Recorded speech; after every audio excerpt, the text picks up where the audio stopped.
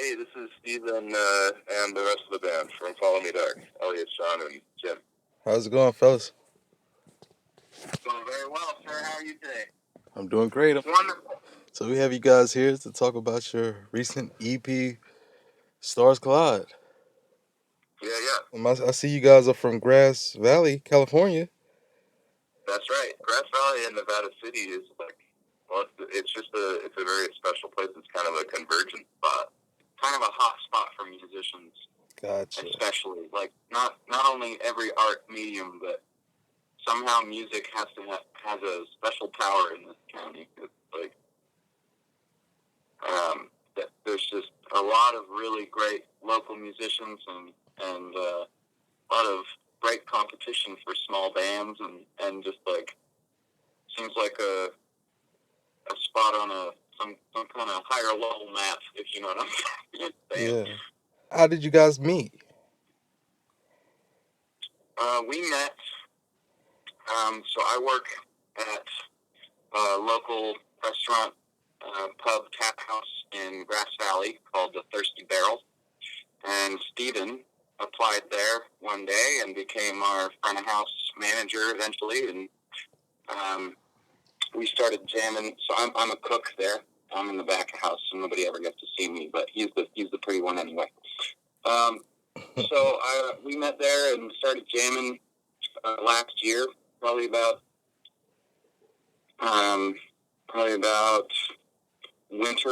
late winter last year. So eventually Sean, our guitar player, he came into the barrel and started pestering us about playing with us, and he was very persistent, and we were like, okay, there's something to this guy. We gotta investigate what's going on here. How long did it take to come up with the band name? That actually took quite a while. It was about, I'd want to say 3 or 4 months before we finally decided on something.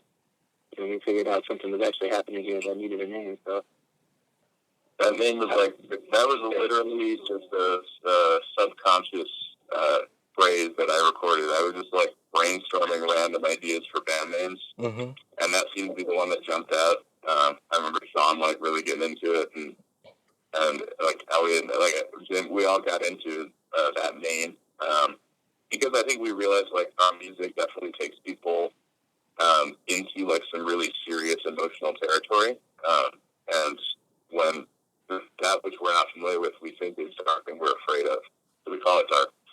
So you think you're going towards the darkness, but really it's about kind of getting in touch with those really raw and scary emotions and traumatic situations that we've all been in, and that's I feel like our music kind of taps into that really. The EP Stars Collide, was that earlier work or is this new work for the band? Well, I wrote a lot of the song last summer around the time that I was starting to play with Elliott, and it was the first thing that I brought to the band was do you guys think we can build something out of this? And we kind of, as a band, arranged it and built it and played it out, and it just became this kind of anthem. And so it was. I mean, we just recorded it in November, December. So it's okay. This is our new single, and we're really excited about it. But yeah, it's been kind of percolating since the beginning of the band. Do you have a favorite song off the EP? I guess we're all biased when it comes to pieces that we've written, and I've had that song entwined in my back pocket for a long time, and to see it finally come to fruition, that's my biased answer. There you go. My favorite one. I love listening to it. What about you, Jim? For me, it's As She Feeds, because that was our first music video and kind of the first artistic getting together and working as a group on something other than writing songs. The video process itself was pretty awesome. So I think that's going to be that's the one that sticks with me the most. So I think my favorite off the EP. It's so As She Feeds was kind of My Baby. I wrote the bass line, and we all built from there. So that one was really important to me personally, but Ancient Ones is like a metal anthem on the album. It's like it's a really nice take on how we feel in that genre. Mm-hmm. We do bounce back and forth between genres throughout the whole entire album, but that was one of my favorite takes. Like as Sean said, Entwined was his riff that he's had in his back pocket for a decade or more, and my bass line on As She Feeds, really, I really appreciate the boys taking that song up and turning it into something that I can be proud sharing with people and just be proud playing and performing.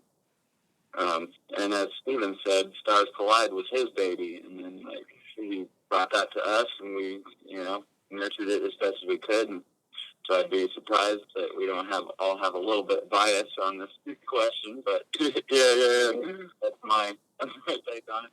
Yeah, I mean, I just love there's that flow between all these different styles. Like it starts with something more psychedelic, and then becomes like a heavy anthem, and then moves into some really dark metal territory and more emotional stuff. And I think so. We managed to, within 4 songs on this EP, it's kind of a mini version of what we try to do at our shows, which is to kind of showcase a lot of different styles and invite in a lot of different kinds of listeners to see what we're doing and to feel the energy. We don't really want to just play to one set of fans. Like, we're a metal band that plays metal music. No, we're not. We're an indie band that plays indie rock. Definitely not that. But what we do is we're not trying to disparage people. We're trying to invite more people in and include more people and make it more of this kind of emotional journey, which is really what live music should be all about anyways. Yeah. And the visuals, how did the visuals come about as far as artwork and the video? Yeah, that's a pretty cool story. Actually, yeah, Stephen, go ahead. I would say you could take contact, man. You made that happen as well. Well, the video for As She Feeds came about because we all felt like we had a really great song on our hands, and we just want people to hear the song. And the reality with the music scene being what it is today, I think a lot of people, they're more interested in seeing a video. If that comes through their feed, click on it and watch it, and that's how they'll be exposed to the song rather than just put a track out there. So that was kind of the initial thing of how can we get more people in? And with the visual style, it was let's tap into our existing resources and create something atmospheric and film it at night. We flew into our friend's land and got some fog machines and lots of crazy lighting, and everyone was in costumes. Crazy people. Yeah, and we had 2 cameramen just kind of running around filming, and we had a loose list of shots that we were doing, but it got a little freeformed, and the result is something that it's very I think it's effective, but it's very homemade and heartfelt, and and I think that we want to be evocative and atmospheric with people, and also just do it in a way that gives space to people to collaborate with as visual artists and photographers. One of our friends who owns a ranch nearby in town decided to let us shoot our video there, and we take it over their property and all of its splendor to set up different scenes and walk through the whole process. Yeah. They really pulled through for us. Shout out to Anthony and Cole. Thanks, guys. Yeah, my favorite part about the whole process was the involvement of the local community. I mean, the community came together to help us make the video happen. We kind of reached out to the community, and they responded, and we had makeup artists, we had people with costumes, we had videographers, we had a place to shoot it, and it was all our friends and family and the community coming together to make it happen for us, and that was pretty cool, too. What's your guys' take on this lockdown? That's a good question. Yeah. I would say that if there is any silver lining in all this, it's the glass is half full. I've definitely had a lot more time with my instrument. Mm-hmm. So we're writing a lot of new material. I can speak for myself, I guess, but I've definitely written at least one or two new songs since the whole quarantine happened. But I assume when we finally get back together for a band practice, everyone is going to have like, oh, I wrote this new thing, and at least one. Yeah, at least one. We're going to start mixing and matching. Start. A lot of new material is going to come out of this, so that's a huge plus. But kind of just hunkered down on the facts that we're running a small business here, and looking at our music career as a very personal endeavor of trying to keep the momentum going for the band and for this small business that we're trying to run here. So we're doing a lot of research on how it all works and just what we can do on social media. We're getting together an email list, and we're trying to keep our fans and our potential fans.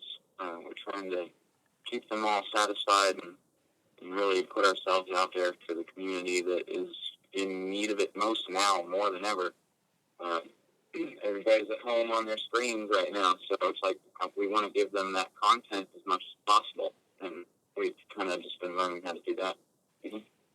And like you said, I think it points to a bigger thing too of like, people on the plus side. Hopefully, people are using this time to engage with their loved ones and tap into the things that really matter to them.